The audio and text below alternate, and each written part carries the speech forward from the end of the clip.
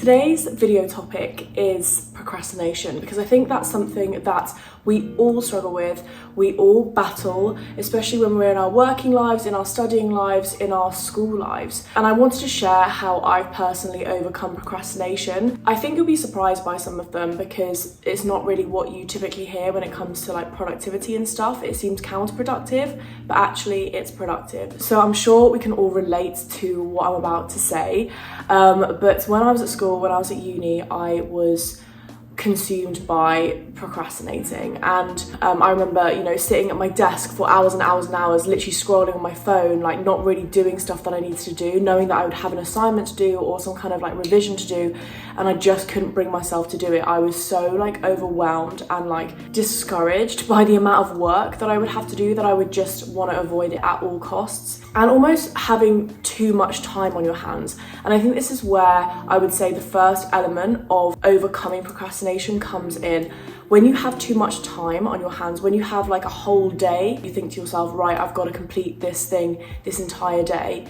It's almost too much time. You only really need like a specific amount of time, and it's usually less time than you think to do a certain task. You don't need the whole day. So almost dedicating an entire day to one task is setting you up for failure, is setting you up to procrastinate, because you don't need all that time to complete that task. You're like wasting your time. Fill your day with other things. Two of those things that I think you should be filling it with is one, self-care activities, or two, a kind of part-time job, especially if you're studying. For example, me as an entrepreneur, I have like whole days where I'm like, right, I can be getting all this stuff done, but actually it's helpful that I also do have a part-time job, not only financially, but also to prevent procrastination, because it means that I get shit done in a certain amount of time. For example, right now, I have a shift at work in an hour, and I got up early this morning to make sure I could film this before my shift. And I think it encouraged me to wake up early because I knew that I only had that amount of time to film this video and like film a few TikToks later. Having that shift and having that part-time job splits up the week so that I'm not constantly just doing my business stuff or my social media stuff. It's kind of something that takes me away from those things, and actually, because I know that I have to go to that, it almost makes sure that I get things done earlier in the day or later in the day. It splits up the day so that I don't procrastinate. If I knew that I had the whole day to film a YouTube video today, I'd be spending 2 hours on my makeup, half an hour planning a video when it took me 15 minutes to plan the video. 80% of your day should be really other things, so that when it comes to doing your task, you're kind of more likely to be in flow state, you're more likely to knuckle down because you know you've only got a certain amount of time to do it within. Following on from that then is the kind of second prong, as it were, is to additionally fill your day with self-care activities.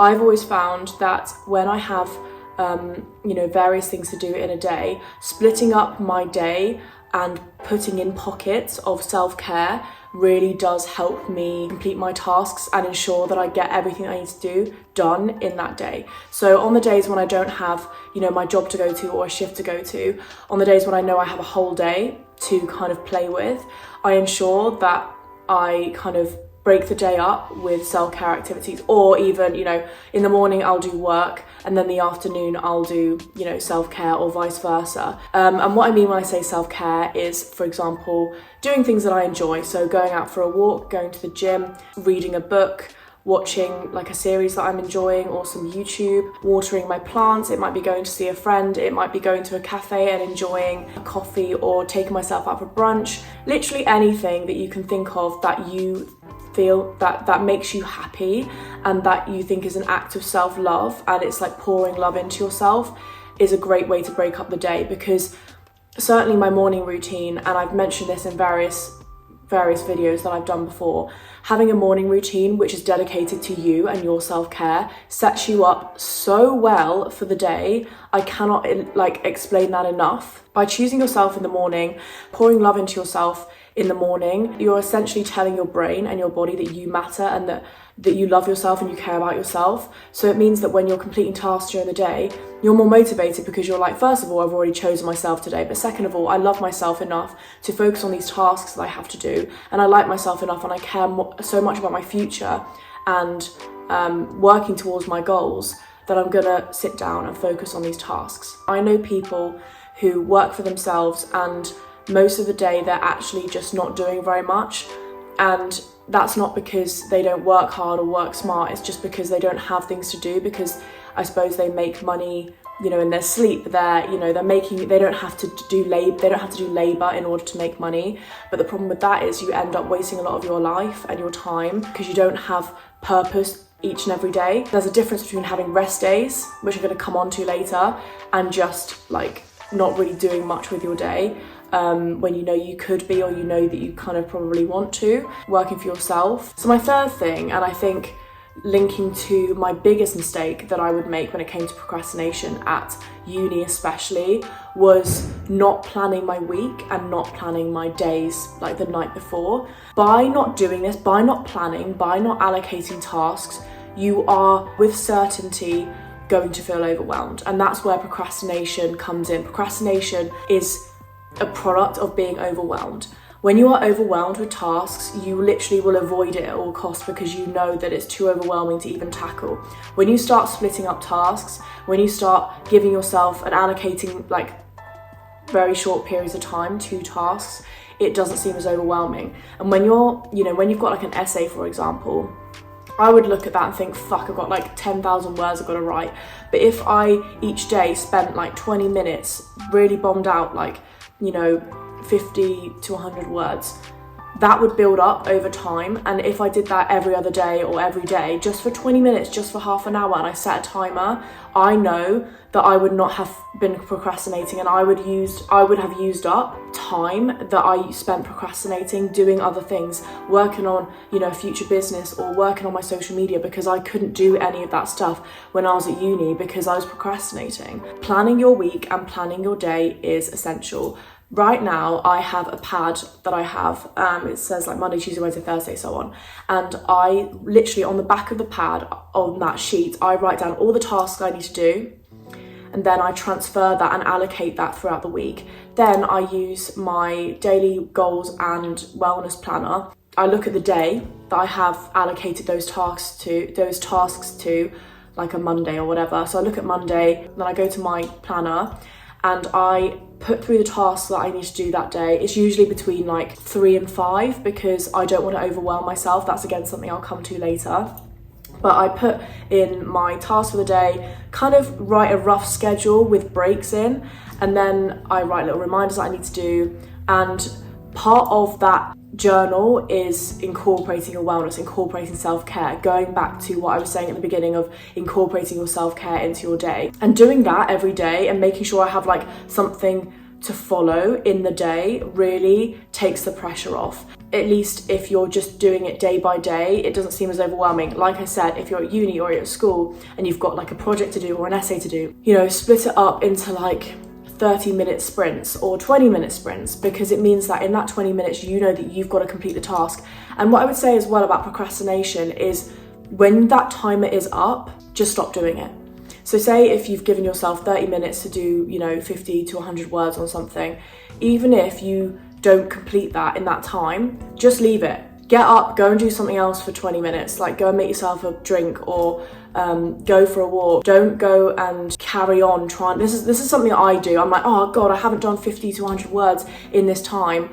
I need to keep going until I do, and that just leads to procrastination. Go and do something else. You've allocated that time. If you haven't completed it in that time, that's okay. You can just do it the next day or try and find some time later on in the day when you're feeling more up to it. So splitting up your tasks on a weekly and then daily basis really helps, and make sure you kind of plan your day the night before or the afternoon before, or even like a few days in advance, because most of the time each day is going to be different. Things are going to change on a daily basis, so it's best to do it kind of the night before rather than like a week in advance, because you don't know what's going to come up, you don't know how you're going to feel on each day. So it's best to kind of do it the night before so that you're opening yourself up for things changing and altering. It ensures that you get the task done because there's accountability there. You've got it in front of you, like what you need to get done in the day. Everything feels so much more manageable because you're doing it in little bite-sized chunks. Some of us worry at night, you know, about the next day or things we've got to do the next day. And I think by planning it the day before or the evening before takes that stress away, because you're like, well, I know what I've got to do tomorrow. One really key thing that I am so tempted to do, and I think a lot of people are tempted to do,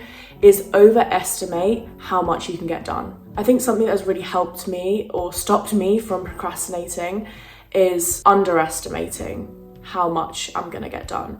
That's why I stick to sort of 3 to 5 tasks. And these tasks are usually quite small. I try and make sure that each one is roughly 30 minutes to 45 minutes long. I think any longer than that, it's just too overwhelming. It's kind of unlikely that you'll be able to get everything done with breaks, which are essential. I think something that we are also tempted to do is overestimate how much we can get done, because we're like really enthusiastic. We think we can do a lot more than we actually can. When we then don't complete those tasks in the day, we get a bit disheartened by it. If you've been to uni or school, or, you know, basically experience a deadline in work, when we procrastinate and then actually have to do the work, we actually smash it out in a lot shorter period of time than we anticipate. 45 minutes and then we'll take a break, and maybe another 45 minutes and we'll take a break, and then another 45 minutes, and then that's probably enough for that day. We don't need hours and hours and hours to dedicate to tasks.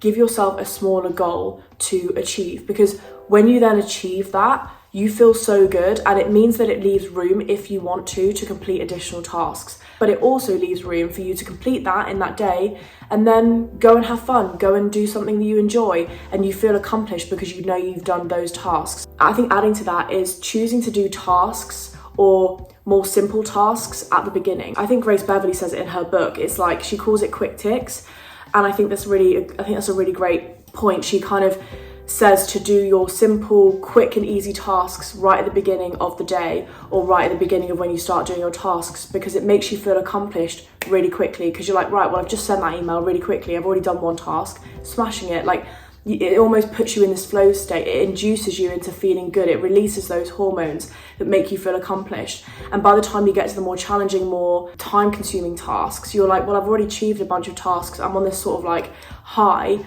I can smash this. I can do it really easily. Because even that action of just ticking it off is like, does something to your brain. It just makes you feel accomplished. My final piece of advice, and one that I personally still struggle with now, is taking time to rest, taking time for yourself to do literally nothing. I still struggle with this because even when I'm like choose to have a rest day, I'm thinking to myself, oh yeah, but I could do like a little task to do with that. I don't mind doing a little bit of that today. Say if I'm going into town with my friend, I'm meeting up with a friend on like a rest day, I will take my product with me and think to myself, oh, well, I can pop into a few shops and sort of talk about my product, see if I can get it sort of selling in that shop or whatever. And I just think to myself, Hattie, like, you're not giving yourself any time to just not think about your business, not think about, you know, social media. Even if I go out with my friend, I'm thinking, oh, I could get like a cute picture of my outfit. Like, no, just have a rest day, have a whole day where you're not thinking about work, you're not thinking about side hustles, you're not thinking about anything productive that you need to do. You need to bake into your week and allocate time in your week for rest, or not even rest as in sleeping, but just doing fuck all, like just doing very little. Your mind is taken completely away from that and is just like decompressing, it's resting, it's not like being stimulated all the time. If you do not have those days, you will burn out. Without rest days, it will inflame your procrastination, it will get worse. Probably the most important way of avoiding procrastination is to ensure that you get enough rest and downtime and unstimulated time. So that's it for today. I do have a few other ideas about procrastination and how we can avoid it and how we can combat it. If you want a part 2, definitely comment down below. But I hope you've enjoyed this video. I hope you got value out of it. I hope you found it reassuring and helpful and is going to help you stop procrastinating as much. So with that then, thank you so much for watching, and I'll see you in my next video. Bye.